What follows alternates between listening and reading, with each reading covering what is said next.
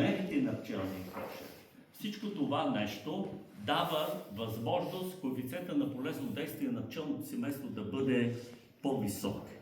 Как? Ами, ако размерите отговарят на тези размери, които са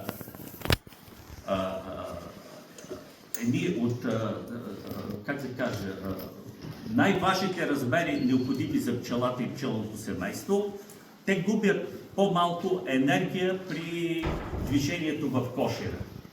Температурния режим, цвета на кошера. Например, като пример ще ви дам, не знам дали сте забелязали, но на запад пчелните семейства с по-тъмни цветове. Защото в един определен период от развитието на пчелното семейство им трябва повече топлина, отколкото храна. По този начин да поддържат микроклимата вътре в пчелното семейство. Затова Гърдев и Акофов, пчелните им кошери са тъмни на цвят. Моите са черни. Всички казват, ама чакай сега лятото. Самата система Гърдев и Акофов и този 8-рамков кошер, за когото от време на време ще ви споменавам, е създаден така, че да може да се отваря задна прелка. Помислете си, един корпус, втори корпус, един, два, три магазина. Това са около 800-900 до 1000 мм или до 1 метър височина. Дъното, 1/3 от дъното е с мрежа и отваряйки задна прелка, т.е. най-горе магазина се преплъзва спрямо втория и отзад се отваря един процеп, който е 305 мм дължина и около 10 мм широчина. Това е едно разстояние, в което се получава един естествен въздушен поток. Защото естественият въздушен поток трябва да бъде ламинарен. Като бивш инженер ще ви кажа, че в флуидите движението са два вида. Ламинарно и турбулентно. Ламинарното течение е като река Дунав. Бавно, бавно, бавно. Турбулентното течение е едно горско поточе. Там има завихрания. Пчелите не обичат такива завихрания на въздуха. И затова те заклеяват или слагат восък, за да се получи този ламинарен поток. Технологичната система кошер е такава, в която може да се използва и малка механизация. Една от професиите в света, пчеларството, е една от най-малко механизираните професии. Виждате, Ян Степлер, Боб Фини и другите, които, освен че имат работници, имат едни много интересни такива повдигачи за бързо повдигане, поставяне отдолу, сваляне и така нататък. Системата кошер, откакто Дадам Блат, Дадам и Руд създават тези стандартни рамки, към които ние по една или друга форма се придържаме, и Дадам Блат системата и Руд системата, има различни други импровизации. Например, Дадам Блатовата рамка, обърната обратно, това е ленинградската система. Идеята е колкото по-голям венец от мед, за да може при тия тежки зими в севера да могат пчелите да имат хранителни запаси. След това се появяват тези системи кошери с по-късата рамка, алпийски и всички тук сега съвременни, които се използват. Това са удобни системи за пчелата, но трябва да се работи много по-професионално, за да не се получи това блокиране на пчелното семейство в развитието си. Смятам да приключа с това, с първата точка. Втората точка – високопродуктивна млада майка. Сложна точка за разговор, особено последните 1-2 години, когато се появиха така наречените, особено тук в България, се появиха така наречените бъкфаст майки. Не споря за законови разпоредби, аз приемам всеки бизнес за нормален, стига да е коректен към мен. Смятам, че в майкопроизводството всички си произвеждат и майки или купуват и майки. Няма да наблегна толкова много на пчелната майка, колкото на другите 50%, които са търдите, и съвсем малко се говори тук в България за търдите и бащените семейства.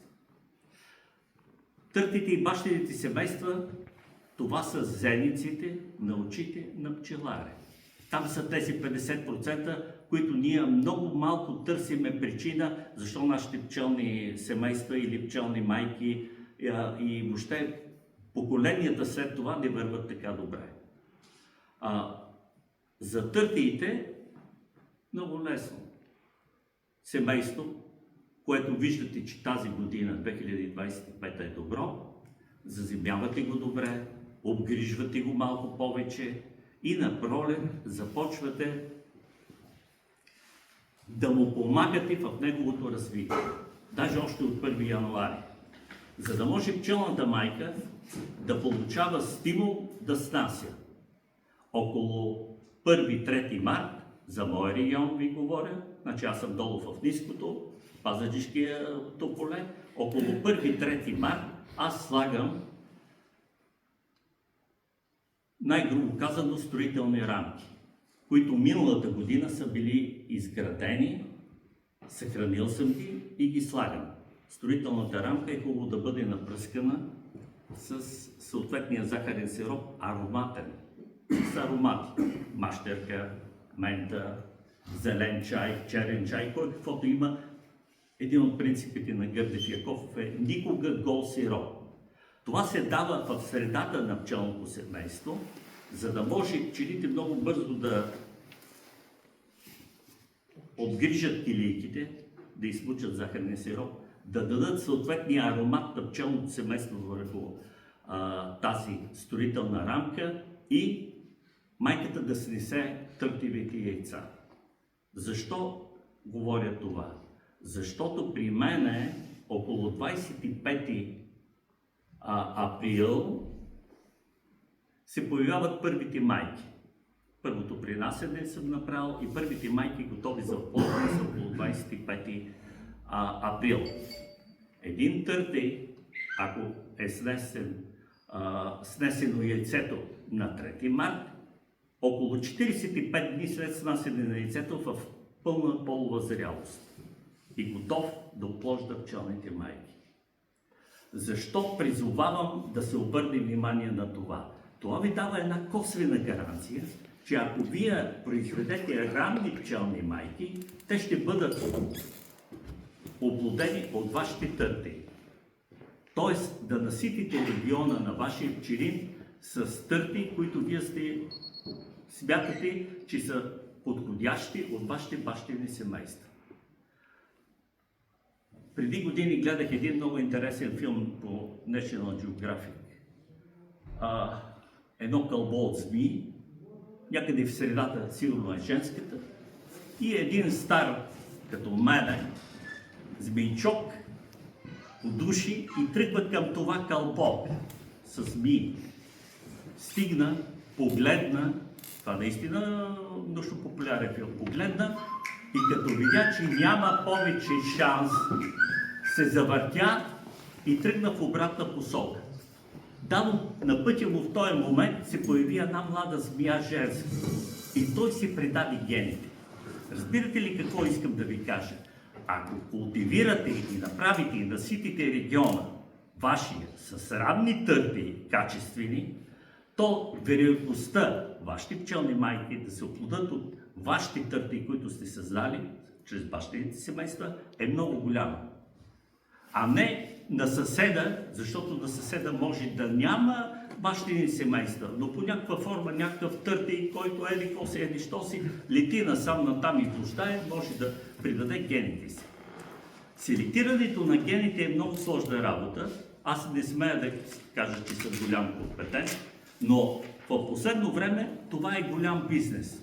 Нека да не бъдем против бизнеса, всеки може да си направи извода откъде, какво, как да купи.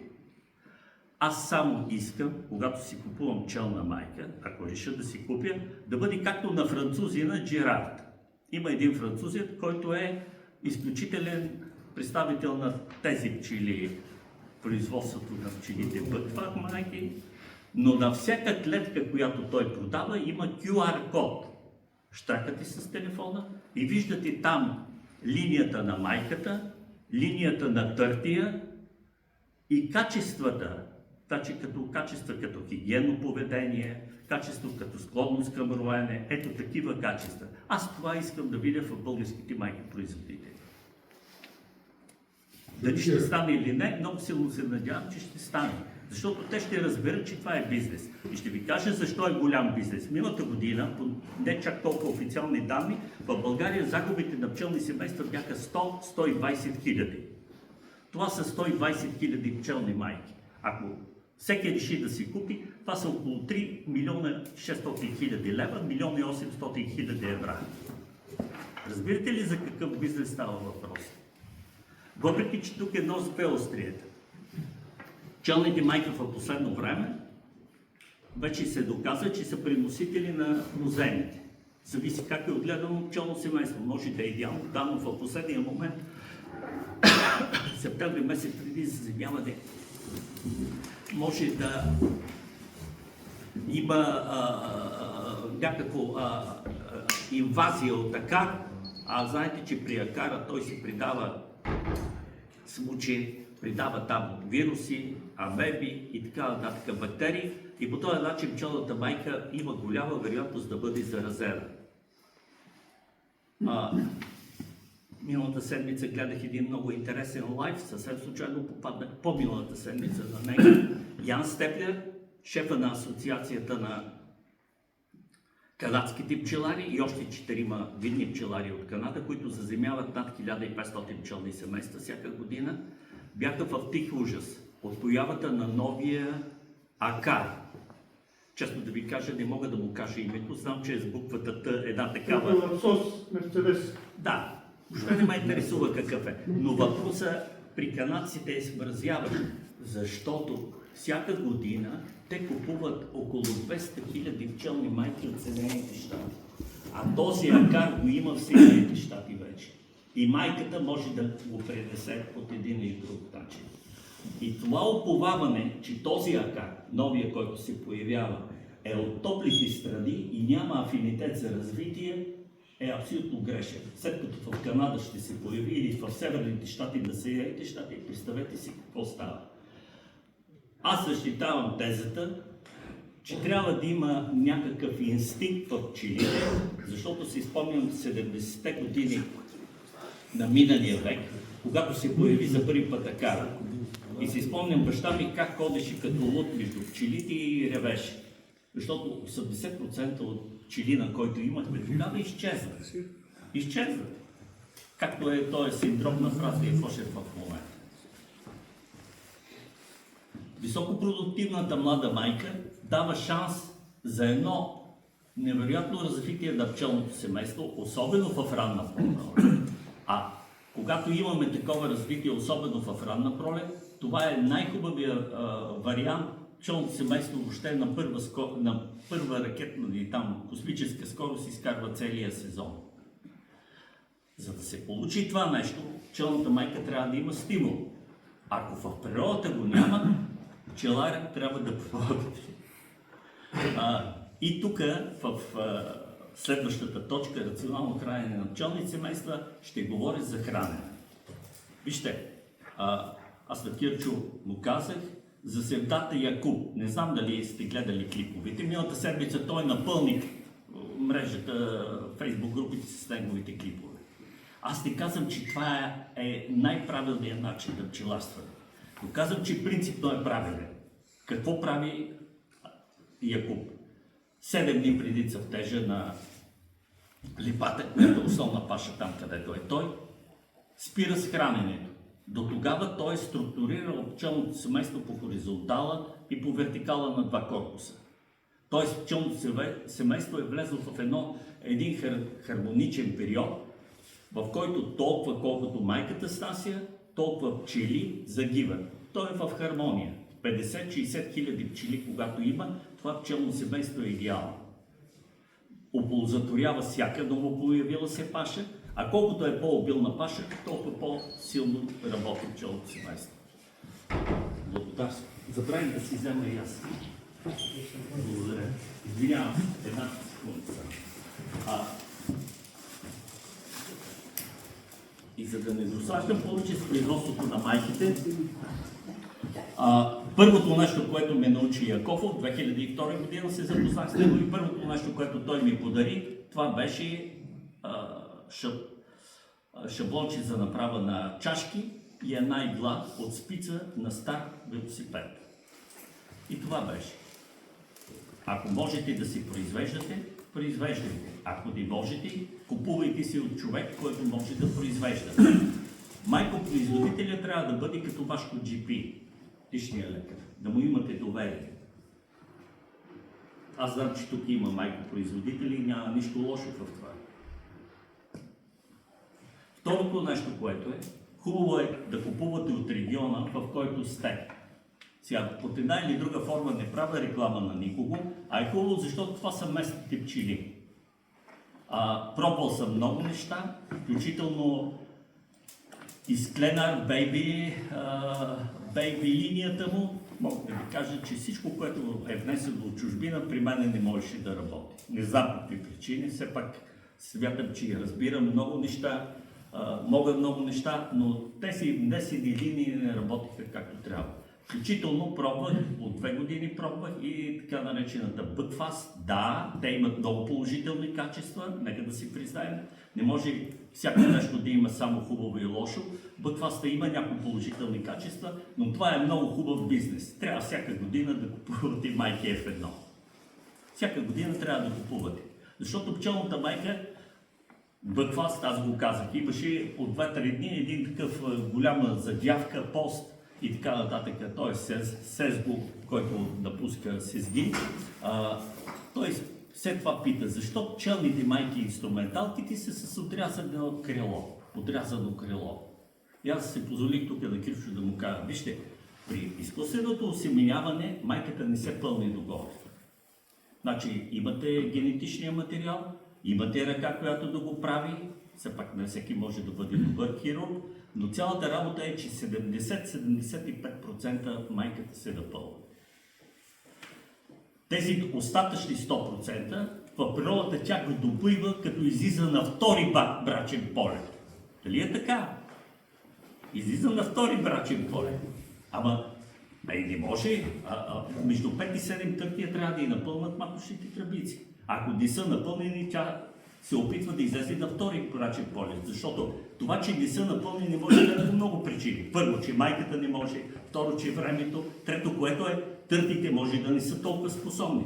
Това, че си сложил търтиева рамка за снасяне на търтиви яйца на 1-3 март, това не означава, че всичко, което там ще се осемени, е качествено.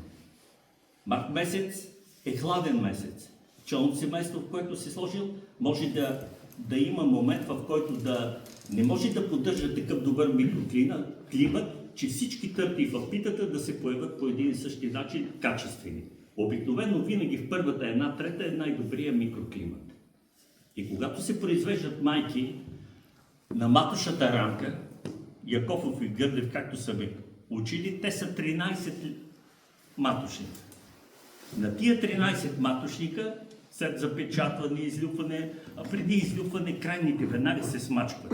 Остават 11, защото това е най-добрият температурен режим. Сега, дядо Якуб Севда, да го спомена пак, да е жив и здрав, го пожелавам, в един умрял майкопроизводител, семейство от 4 рамки, той сложи една маточна за производство, 13-13-26, плюс още една, която беше наблъскал такива маточни чашки, те там ще снесат и ще произведе сега. Откъде толкова пчели, които ще отделят пчелно личице, ще създадат микроклимата, за да захранят така добре ларвите, за да захранят така добре и майките.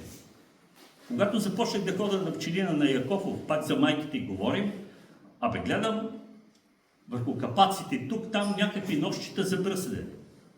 Тук нещо има, дяло да го вземе, тук е нощче за бръслене, там върху капака нощче за бръслене. И най-накрая се осмелих да го попитам.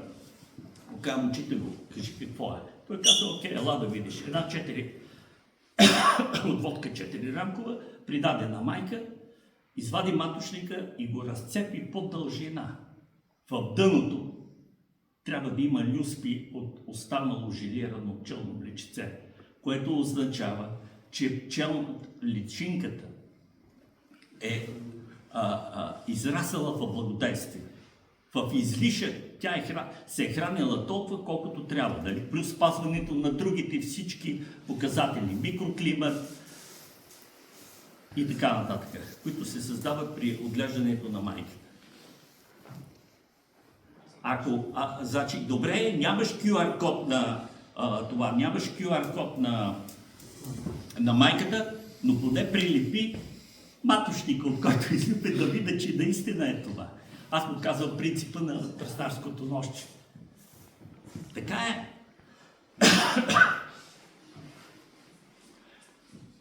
Друго, какво за пчелните майки? Някой нещо ще попита ли или да продължавам нагоре? За пчелните майки. Не говори за начина на отглеждане, как се създава горе матушното, това пространството, в което поставяте матушната рамка, защото предполагам, че ви е говорено, слушали сте, професор Петров е бил мисли и така нататък всички тия неща. Ако трябва нещо да казвам, питайте. Аз веднага съм готов да кажа.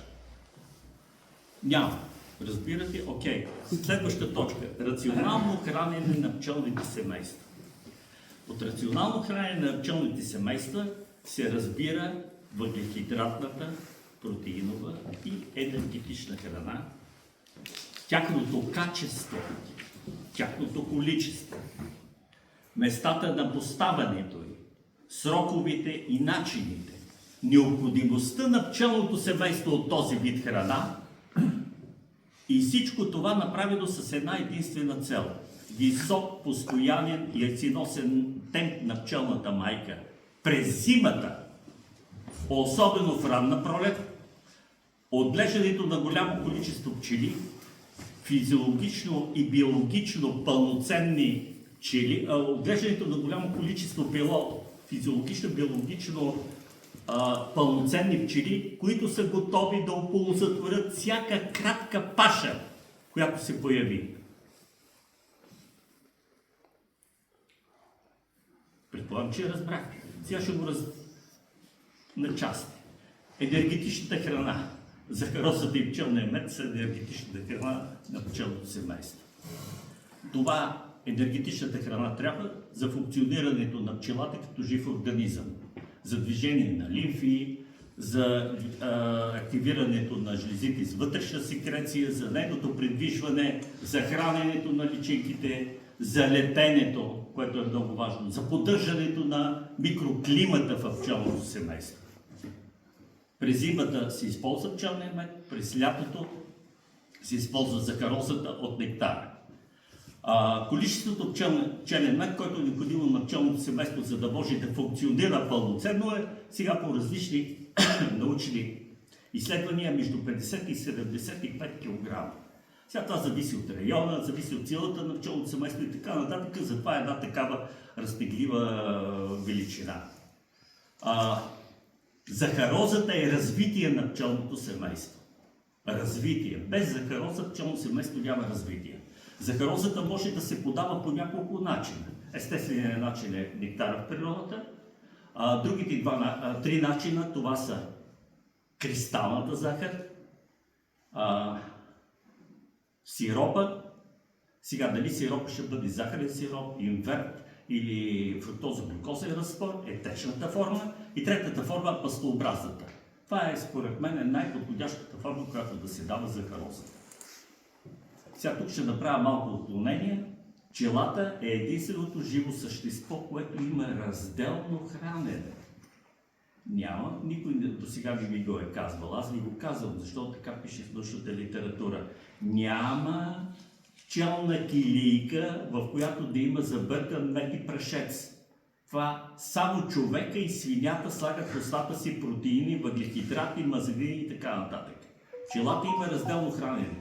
Това, че ние даваме питки с протеин, без протеин, с брашно и различни неща, това са технологични похвати и похвати на търговците, за да не може да се прави по друг начин. Правилният начин и като огледало и моментна снимка на състоянието на пчелното семейство, това е Милеровата хранилка и по-точно отделението за сухата храна, която се поставя. Нали поставяте Милеровата хранилка? Да? Не. Кой каза да ви? Да, чудесно. А защо? Пропуск. Милировата хранилка е като моментна снимка на състоянието на пчелното семейство. Ако имате 50 кошера, ако 5 кошера е хубаво да имат милирова хранилка. Защо? Това нека да бъдат средни по сила, по ваша преценка. И там, в отделението за сухата, в единия край протеин, в средата кристализира от пчелен мед, отдясно захароза. Захарозата нека да бъде пъстообразна или твърда. Кристална захар, възможно най-малко кристалната, с най-дръбни кристали. Отваряте капака и всеки момент можете да видите какво е състоянието на вашето пчелно семейство, от какво то има нужда. Пчелите ще ви го покажат. Това е Google Translator, Bees Translator. Те ви показват от какво имат нужда. Ама аз мисля. Не, вие не трябва да мислите. Аз също не мисля. Отварят и те ви показват. Както август месец. Най-смързяващото август месец. Ама те молят ти се, помогни ми, служи ми протеин, защото нямам, изтощавам се. Първо поколение, второ поколение. Абе ти ми ги говориш, дупка, тук инвер, трябва да се запаси. И точка по въпроса. Популацията намалява рязко, защото те се изчерпват. Пчелно семейство хранено само с пчелен мед на 72-я, 75-я ден загива. В пчелния мед има полен около 3%, но това не е достатъчният протеин за възпроизводство на поколението. До 72-я, 75-я ден пчелното семейство загива. Протеина е тази основна тухла във всеки жив организъм. И по-точно това е химичен елемент азот. Сега да не навлизаме в тия подробности, но за 10 000, отглеждането на 10 000 пчели, т.е. захранването на личинките, трябва килограм и половина перга. Предполагам, че знаете какво е пергата. Това е прашец, който е тръмбован в килийките, залят отгоре с един тънък слой пчелен мед и там протича една безкислородна млечно-кисела ферментация, която го съхранява през зимата. Да, това не е пълноценния прашец, някои неща са при самия процес на млечно-киселата ферментация, някои от полезните неща се намаляват процентно, но по-добрият заместител от на прашеца от самия прашец няма. Как може да си помогне човек август месец, когато предполагам, че тук във вашите региони прашеца е намалял август месец и нямате да си помогне с прашец. 50 пчелни семейства, нека 5 пчелни семейства да събират и прашец. Те не трябва да бъдат болни от гъбични заболявания, което е много важно. Не е необходимо да го сушите прашеца. Така събирате го през ден, както е влажен, в пликче и в фризера. И точно тогава, август месец, сложете го горе в отделението за сухата храна на милировата хранилка и ще бъдете много приятно впечатлени, че там ще има най-много пчели. Може да има някакъв малък принос на нектар, но прашеца е в недостиг. И по литературни данни, даже с учителя толкова пъти сме говорили, е хубаво непрекъснато горе в милировата хранилка да има захароза и протеин. Пчелите сами ще ви покажат и вие ще се очудите, абе всичко цъфти, а те горе взимат и захарозата, взимат и прашеца протеина. А как може да си направите перга? Малко практично. В един буркан, 720 мл, събирате го прашеца влажен, отъпвате го хубаво с нещо там дървено такова, залейте го с мед, но трябва при 36-37 градуса да стои това в продължение на 1-2 седмици. Вътре се получава млечно-киселата ферментация и след това може да го ползвате по всяко време, когато решите. Така. Искате да кажете, че ако сложим в милеровата хранилка отгоре, Да. именно направена питка с пчелен мед и пчелен прашец забъркана, Да. и само пчелен прашец, пчелата ще предпочете да консумира само прашец. Ако е необходим захароза, тя ще предпочете меда с прашец. Аз ви казах, за това се слага захароза, мед и протеин. Отделно. Не за бъркане. Аз също бъркам. Признавам си, защото е по-практично. Така, как може да стане бъркането? Аз ползвам само кристална захар, много рядко битки си правя. Имам една тестомесачка, 15 кг кристална захар, там съответните вече допълнителни неща, витамини,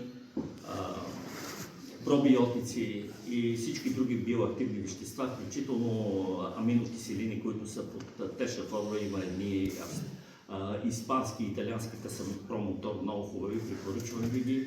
И това нещо се бърка. Идеята е всяко кристалче на кристалната захар да бъде обмазано от тия чудеси. И после, когато го дадете, ще останете много приятно изненадени с каква охота го взимат. Всичко, което е извън природата, те го получават горе. Даже някой път ще видите горе в милеровата хранилка пчела с прашеца на задните кръчета е горе. Защото пчелите, тези, които са външно-кошерните, те пак имат разделение. Не само вътрешно-кошери и външно-кошери, а външно-кошерите се делят. Те има външно-кошери, които събират прашец, има които събират само нектар, а има такива, които са и прашец и нектар, което е много интересно разделение. Протеина, това казах за протеина. Ако някой нещо още има, май ще се върна, забравих. Така, другото нещо, което е много важно за биологията и физиологията на пчелата, това са мазнините. Ян Степлер преди около 6 години показва какво ползва като мазнини. Значи 17% от енергията пчелата добива от разграждане на мазнините. Мазнините са аминокиселините, витамините и минералите се намират в прашеца. Всичко друго е в захарозата. Енергията в захарозата, но всичко необходимо на пчелата като живо същество, значи протеина, мазнината, минералите, витамините и аминокиселините се намират в прашеца. Прашеца е уникален продукт и е хубаво да помагаме като заместител. Ако не се занимавате, ако не вярвате, ползването на бирена мая. Ползването на бирена мая, на соево брашно и така нататък, но соевото брашно трябва да се подготви, вари се, има си такива тънкости, които аз няма да ви ги кажа, в интернет ги има, предполагам, че сте ги чели или виждали. Идеята да се стимулира яйценосната дейност на майката е в това непрекъснато яйценосния темп през активния сезон да не пада под 1000-1100 яйца. Ако смятаме, че 1500 яйца на денонощие е една граница, която се предполага по литературни данни, въпреки че бъкфаста може да снася и по-голямо количество, не знае защо и как, кой го е изследвал, аз лично не съм чел, е хубаво да не пада под 1100 яйца. От 1100 яйца до 1500 яйца пчелната майка ги наваксва за 3 дни. Защо е това нещо? Защото след 21 дни може да имате някаква добра паша и тогава точно да се появят тия 300-400 пчели по-малко. А вътрешно-кошерната пчела, ако имаме едно грубо разделение на външно-кошерни и вътрешно-кошерни пчели, вътрешно-кошерната пчела е тази, която увеличава коефициента на полезно действие на пчелното семейство. Не само системата кошер, цвета на кошер и така нататък, но и вътрешно-кошерната пчела. Вътрешно-кошерната пчела, знаете, тя храни личинките, създава микроклимата, чистотата на пчелното в кошера, посреща външно-кошерните пчели. На вътрешно-кошерната пчела, жлизата, мандибуларната, която отделя ензима инвертаза, е изключително развита точно в този до 16-дневния период. Там е и тая хипофарингеалната жлиза за пчелното млечице. Така че всичко това нещо оказва влияние за един непрекъснат темп на развитие на пчелното семейство. Ако не, да е едно хармонично равновесие. При намаляването пчелите веднага, когато в природата секне по един или друг начин секне пашата, те веднага се качат горе в милеровата хранилка и се опитват да компенсират загубата на захароза или на протеин горе от милеровата хранилка. Това, че няма, не е грешка, но тогава темпа на развитие на пчелното семейство е много по-бавен и стеглен във времето. Сигурно ще има хора, които ще ви кажат, чакай сега, какво е това хранене? Това е тая чистота на пчелния мед. Ти си тук ми говори само за хранене, къде отиде качеството на българския пчелен мед и така нататък. Вижте, ако ползвате пастообразна или твърда храна, не сироп, инверт и фруктозо-глюкозен разтвор, само 3% отиват в меда, който за търговски нужди. Само 3%.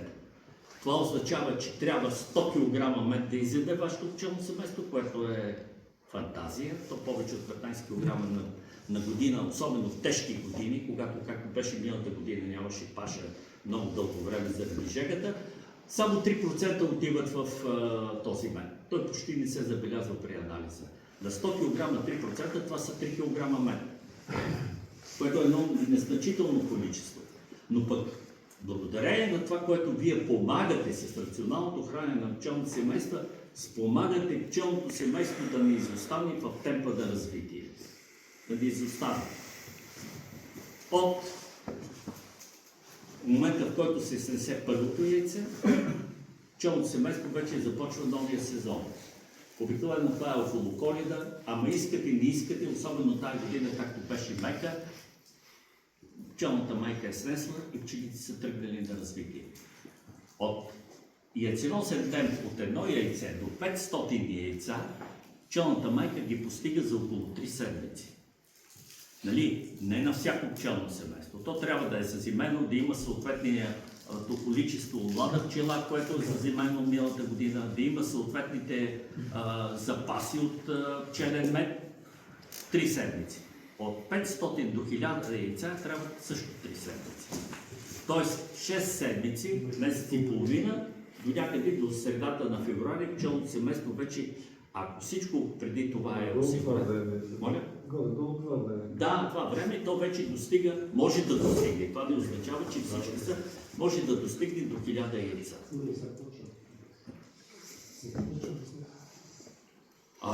Аз имам пила още от декември месец. При нас декември месец беше много интересно. Хризантемите, тези есенните хризантеми, те носиха от тях, не бяха попарени от сланата. Миналата година беше много странно. Едва ли сега сме започнали, аз ще гледам какво е времето при вас. Не знам, не смея да... Всеки регион се е малко специфичен. И не смея да кажа, но при нас беше съвсем друго. И точно това с Якопов си говорихме, пчелните семейства, дали няма тези, които са средни и по-слабички, сега тези студове да ги анулираха. Значи рационалното хранене и сега за последно, защото вече сигурно ставам досаден, медено прашец в баланс на местността, в която работи пчеларствате. Всеки може да си направи една елементарна сметка, какво е за посято, какво е засадено, кога цъфти, как цъфти, какво количество мед може да получи и да си помисли как да помогне пчелното семейство.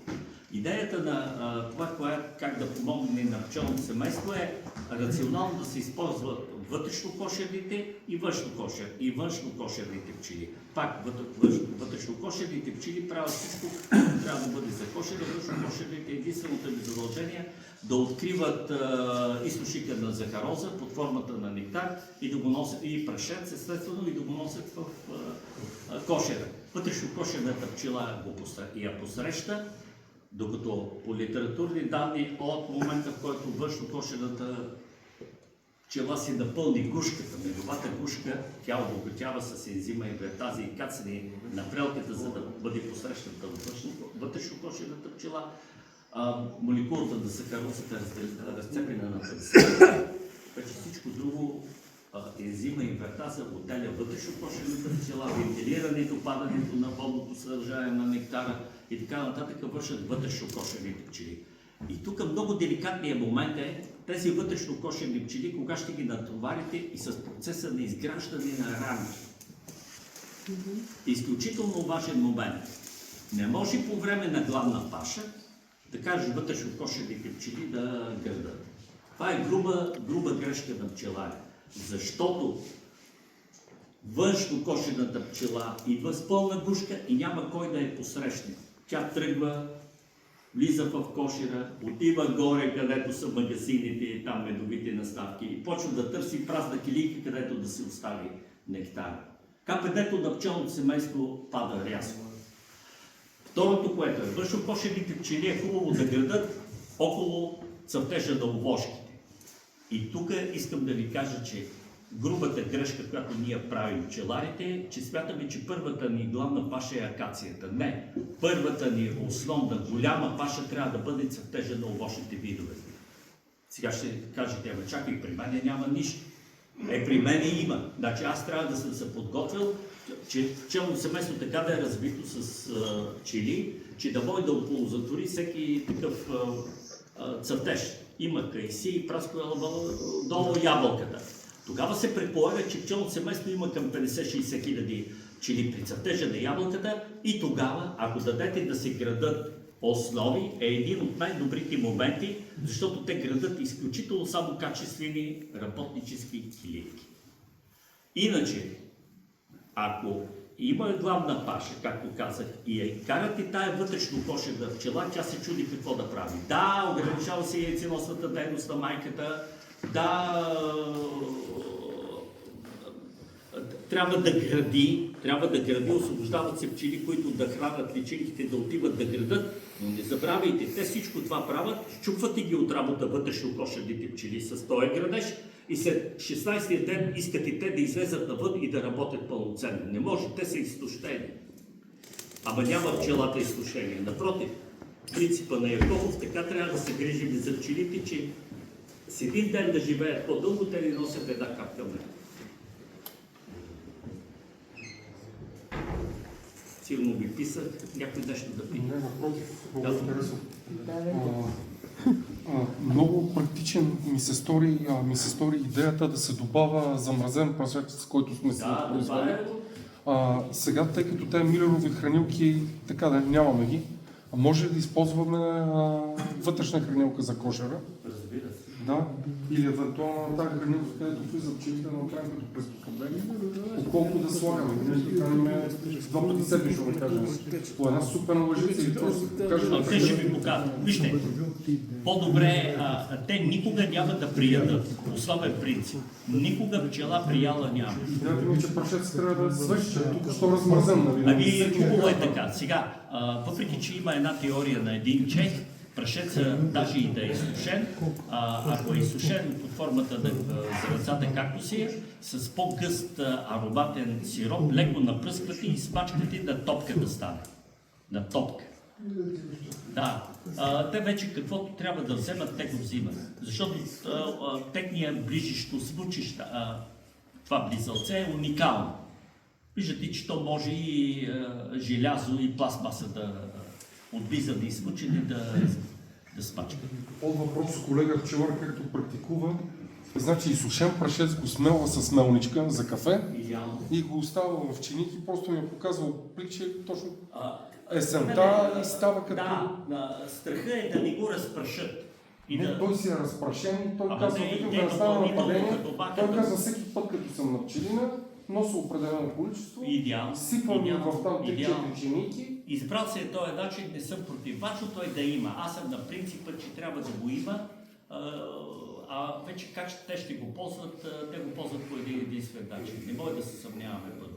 И второто, което е, трябва да има достатъчно непрекъснато, за да може пчелното семейство да е в хармоничното развитие. Аз, докато четях тук за лекцията при вас, си нахвърлих един въпроски за пролетно развитие на пчелното семейство, но това ще дойда до година да ви го кажа. Не, точно това не само аз се интересува. Кажи сега. Ние може да ви слушаме до утре сутринта, няма проблеми. Ама не, гледам, че мен ме е страх да ми досажда. Цената то не е изгодно. Няма страх. Досадника. Аз така се стреба. Вижте, ще го прочета, обещавам. Много ви моля. Знам, че не е толкова... Но искам от 20 години апелирам ето за тази книга. Намерете си я, прочетете я на руския. Съжалявам.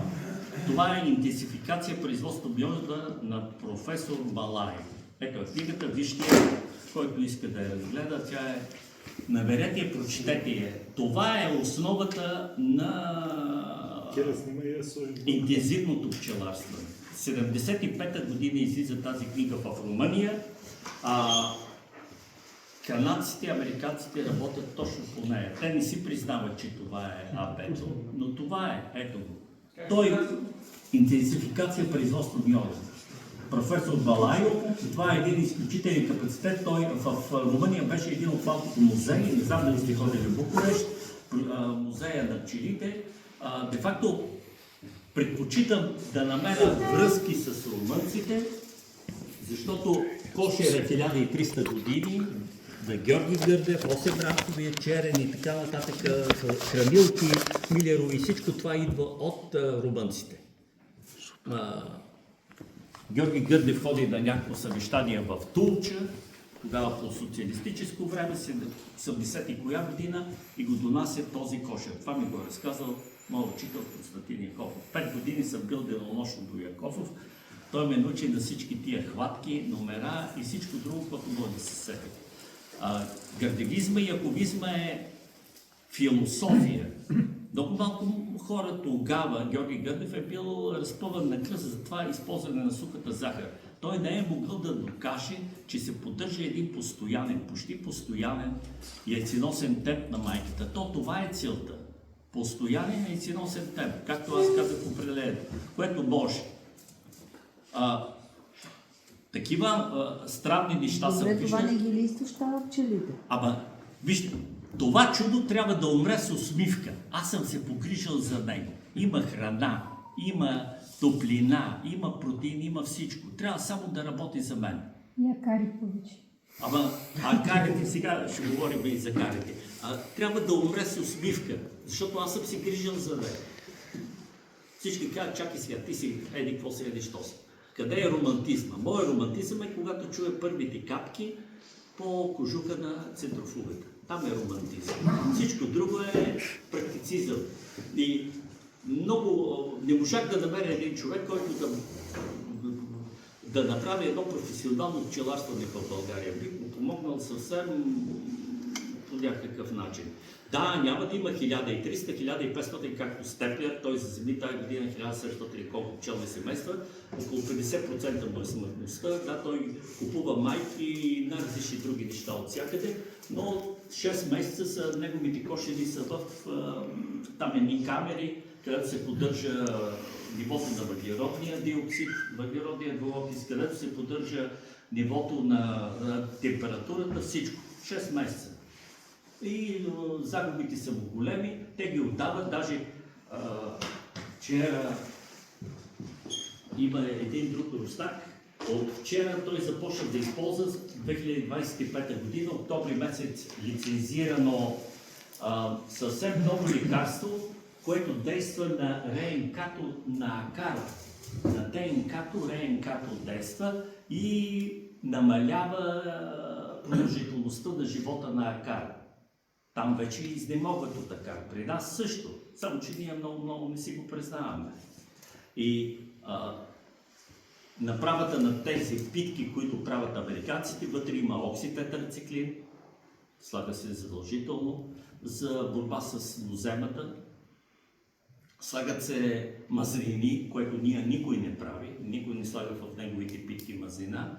Аз сега ще ви кажа, трябва да се слага голямата тайна, която е споделям тук, там по 20 мл на килограм захар царвишно олио. Защото по царвишно олио, рафинирано, защото по литературни данни мазнените, които се съдържат в прашеца и пчелата използва и разгражда като всяко живо същество, са близки до наситени до царвишното олио. 20 мл на килограм.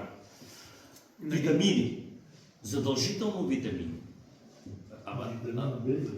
Не, то е набор А до Е, малък Ю и А. Ама вижте, трябва да се отнасяме към тях като живи същества. Искаме нещо, да, чист ще ни бъде меда, но трябва да се отнасяме към тях. Не може един изтощен организъм да бъде пълноценен. Спомнете си филмите по National Geographic и там другите, които гледате за освиенци, Аушвиц и така нататък. Те излизат, оживяли 45-та година. Трето тяхно поколение е пълноценно. Трето поколение, не първото. Така и при пчелите. Август месец няма протеин. Тя изтощава своето масно тяло, защото е юлска пчела, когато все още цъфтат много неща. Изтощава, за да храни личинката.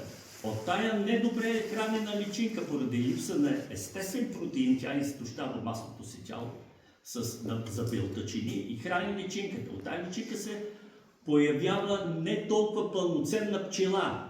Шлизите из вътрешна секреция не са толкова пълноценни. Това манипуларни и всички други шлизи. Сега лапсов си правя, вече изморих се. Тази, която е първо поколение, неправилно хранена, и тя продължава още повече неправилно да храни следващото поколение. И изведнъж септември месец почваме да се чудим, че има някакви пчели, ами как искаш ти от непълноценен организъм да бъде пълноценно пчелното семейство? И точно тогава ви казвам, че служете протеина, служете захарозата и пчелния мед и гледайте къде има. Милировата хранилка ви показва. И помагате. За да може, както аз винаги защитавам тезата последните 10 години, че предпочитам моите пчелни майки да снасят до края на ноември и декември месец винаги има топли дни. Тази пчела, ако снесе около 15 ноември, около 15 декември винаги има един-два хубави дни. От това яйце се излупила млада пчела, която млада пчела ще излезе на първо облитане, но младият организъм ще понесе много по-добре зимните застудявания, аномалии в температурата, отколкото старата августовска баракуда, която я гледат като свещена крава. О, леле, август месец, тази пчела се изтощи, как ще зимува? Стига, тя трябва да умре с усмивка пчелата. Извинявам се, Господ, че ми прости това. Работила за мен, защото аз съм се грижил за нея.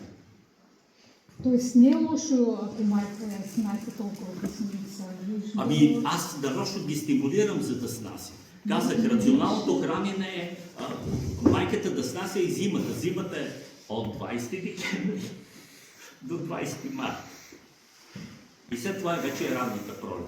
При нас ранната пролет започва с цъфтежа на джанката. При мен джанката около 3-5 марта започва да цъфти. До тогава аз трябва да съм направила така, че пчелните семейства, естествено имам груби грешки също. Не си въобразявайте, че съм идеален. Аз също имам смъртност. Не третирам 7 година с нищо. Да, ползвам етерични масла, ползвам трикове най-различни, но не третирам. Имам смъртност 20% всяка година. Признавам си. Няма нищо лошо в това. Но знам какво да направя, за да може от това да ги възстановя и да получа някаква продукция. Но не третирам. Защо? До сега не съм видял пчелар, който да се обгази, да се облее с мравчина и оксалова киселина. Ама нали оксаловата киселина и мравчината са вътре в пчелния мед? Окей? Облей се. Покажи ми. В Германия, тъй като пътувам често до Германия, знаете ли какъв проблем е сред младите пчелари, които с тия пушалките пушат с оксаловата киселина? Черен дроб. Разбива им черния дроб, защото се нагълва. Това е мое отровно вещество, трябва супер скъпи противогази. Как ще дам 3000 лева, Господ ще ми прости, 1500 евро ще дам за противогаз. Как ще дам? Пчелар, аз до сега пари за такова нещо да даде, не съм виждал. Ако трябва противогаз да носиме... Ама, газяването, забележете, и аз тепля март месец миналата година или март-април, показа една турбоопушвачка, аз така им казвам, която работа е 2 метра дълга. За да няма въобще достъп, въпреки че е съседи поси, да няма достъп до тия пари. Защото са това. Да чета ли за пролетното или... Само пояснение и въпрос във връзка с рационалното хранене и във връзка с това, че няма милерови хранилки. Значи в една вътрешна хранилка Слагаме кристална захар от единия край, а в другия край слагаме замразен прашец. И храним с сироп. Това е добър вариант. Ама трябва тогава още една кредалка с сироп. С горната хранилка. А вътрешната хранилка си е като Сиропа е хубаво да се дава на големи порции. Да, голем А си. иначе голямата порция е милировата хранилка събира 3 литра, турбохранилката 6-9 литра. Защо? Защото едно развито пчелно семейство в една такава хранилчица, приемаме 700 мл, По литър съм. добре, 1 литър чай, ако е наистина едно такова семейство, то носи на ден между 5 и 6 литра нектар. Направете си сметка, ако има хубава паша, както е акацията, направете си сметка, 1 литър ще го смукне за 1 час и след това нищо няма да усети. Затова е за предпочитане твърдата и пастообразната храна. Може да, като добра практика, може би, значи слагам кристална захар там, където смучат сиропа и така за около ден се дига по-дълго време го използва. Добре, създали сте това нещо, пробвайте, но протеина може да го сложите и под формата на замърсение, под формата на питката, както е пик. Не става просто да намесим една вътрешна хранилка, ефтина, лесно се прави. Ами, В добре. единия край има кристална захар, Добре. в другия край има дали е добре според Аз вас. се ползвам вътрешни и заради това. Колега, това е същата работа. Имаш уиски. До уискито, разбираш, имаш фъстъци. Имаш... И още... Да, и си избираш какво искаш, така ли? Пробвал съм пак да си с пудра захар. И се получава, толкова сте го ползвали, да ви питам, получава се като нападение, доста умрели пчели има в пудрата захар. Не може така. Откъде... Взех идеята за пудра захар. Фалшива Ама, пълната. Да, от какво може да се отдави там за Не да се ударят, да се бият за нещо. Жилица с разперени крилца, изплезени неща. В самата пудра захар във вътрешната хранилка. Колега ми го каза, викам, що да не пробвам, защото като се обават, падат така, да Чало така. семейство е умрял лебед. То няма... Не съм много, но не е приятно. А каква е вътрешната хранилка? Върху рамките на права. Вътрешна хранилка, пластмасова мъква. Те може да се отдаде. Не. Пудра захар съм сложил. Пудра захар. Там има друго нещо, има нападение. Вътрешно нападение, пудра захар. Обикновено пчели, които са така биологично незрели, еди какво си в началото, даже кристална захар сега, ако сложите в началото, не сте пробвали, ще видите как почват да се изхвърлят кристали и пчелара, леле, какво голямо. Не, това ни го обясни много добре. Моля ви се, това, че 200 грама на такова. Така, пролетно развитие на пчелните семейства. Да чета или казвам? Значи, 3 характерни периода: смяна на приземувалите пчели, интензивен растеж и натрупване на резерв от млада пчела. Това са трите периода. Първият период, след започване на снасяне на първото яйце, започва този първи период, смяна на приземувалите пчели.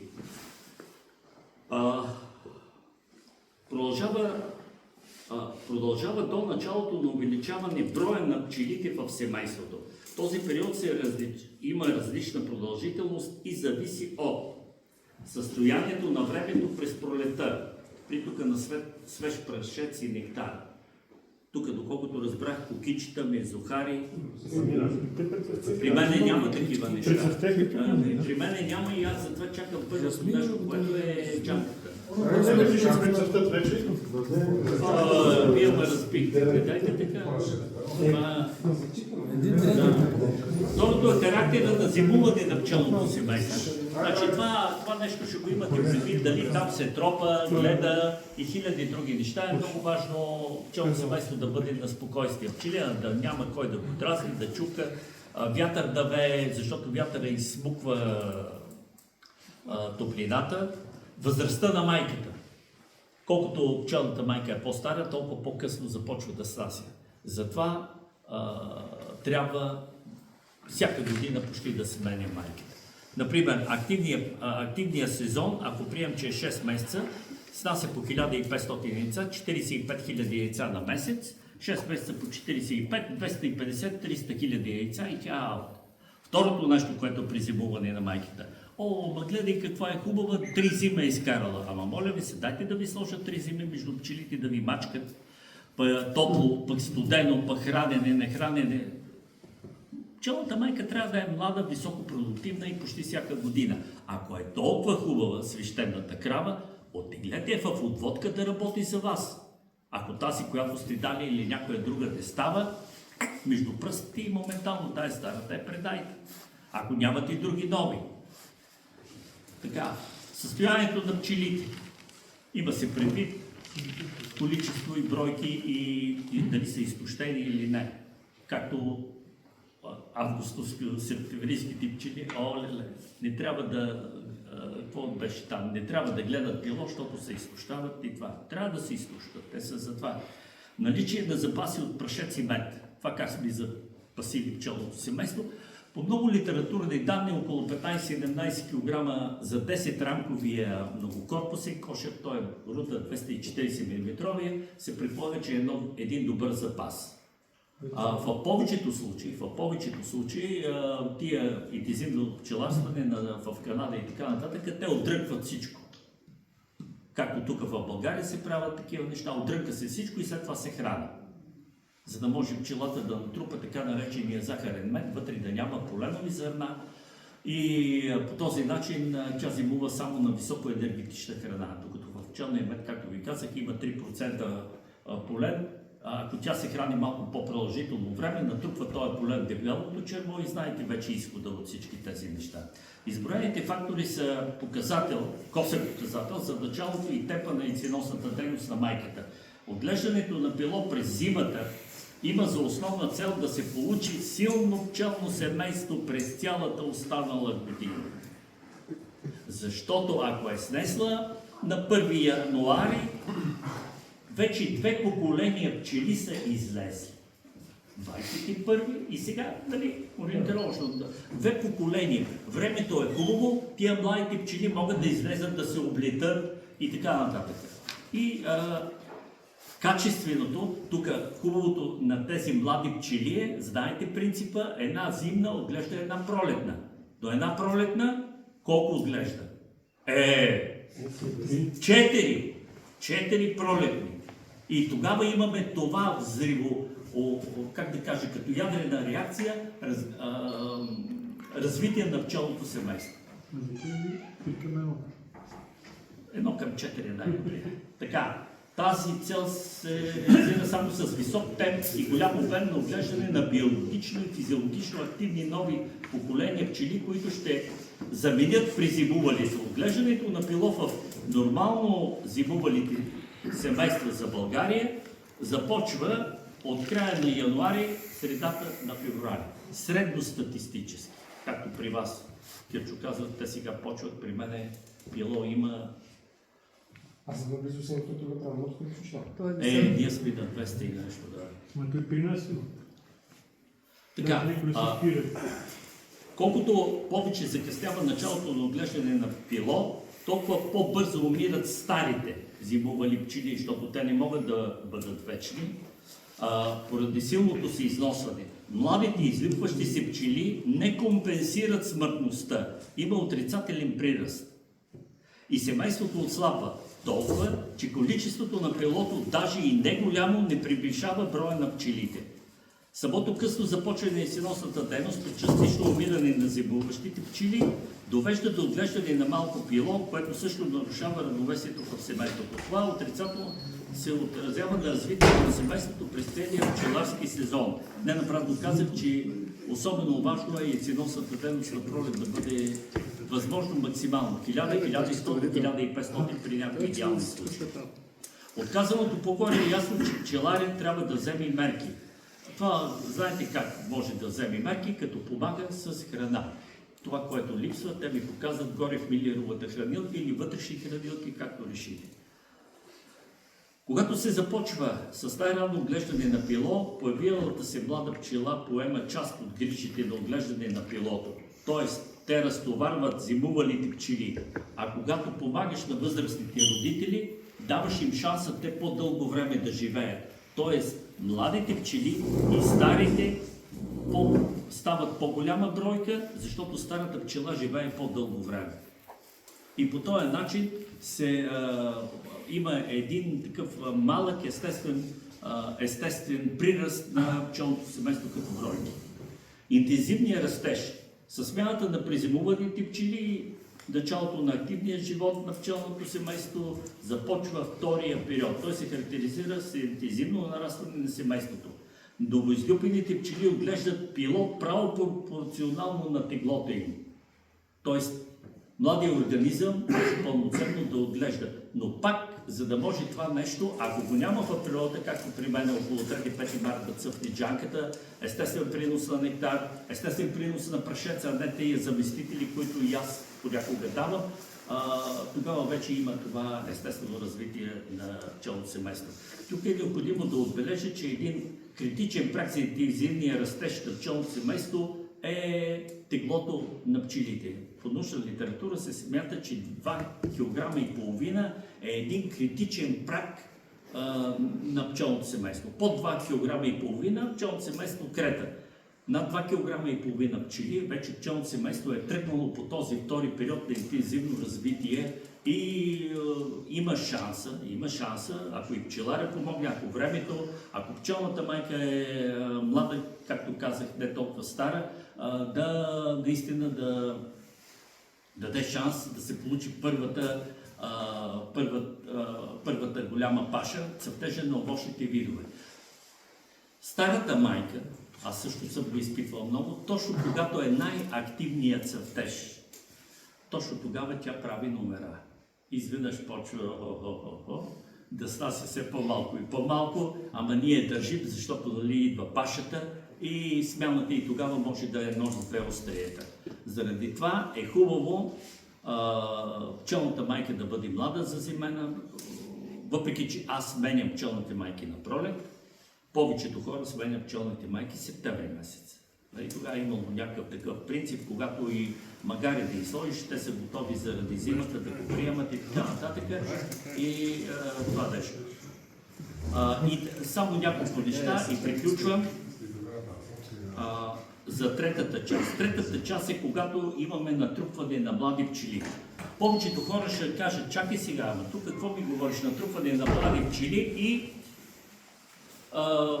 майката снася, например, с 1500 яйца, продължителността на живота на младата пчела е 30 и няколко, 40 дни и изведнъж почва пренаселване на кошера и увисва на клона. Точно тогава е тънкостта, както учителя каза Яховов, най-готино ми е, той каза за себе си, да продам излишък от пчели на пчелар. Това са отводките. Много добър бизнес е, или пакети пчели, но трябва да се научи всеки да произвежда пчелни майки, качествени пчелни майки.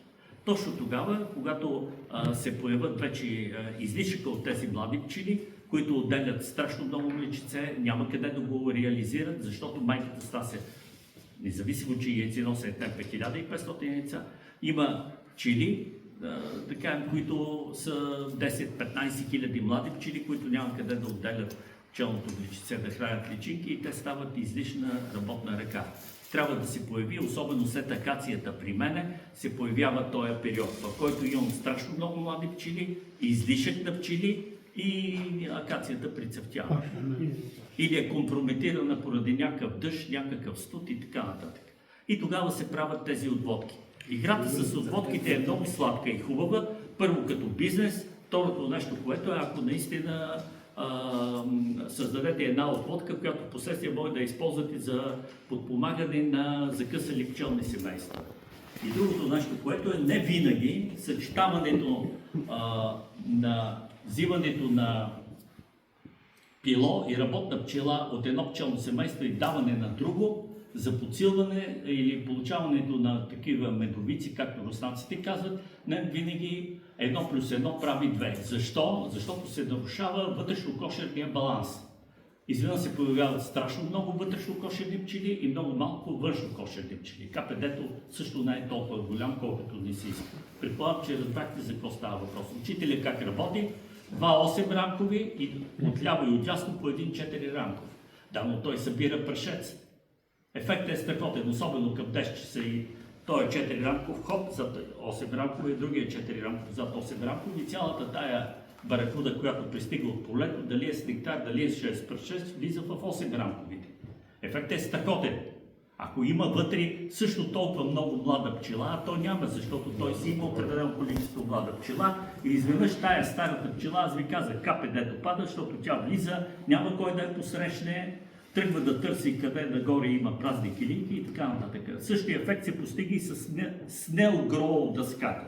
Не знам дали някой е ползвал. Ефектът е много добър, да, много интересен е ефектът. Прочетете първо и пробвайте. Интересен ефект има с Snell Grow. Глеждате отгоре, това челно семейство Snell Grow дъската има там едни джиджавки, въртат се наляво надясно, отваря се, затваря се и може да ползвате излишъка от горното пчелно семейство на пчели. Трикове има много в пчеларството, опитвайте ги. Аз съм това.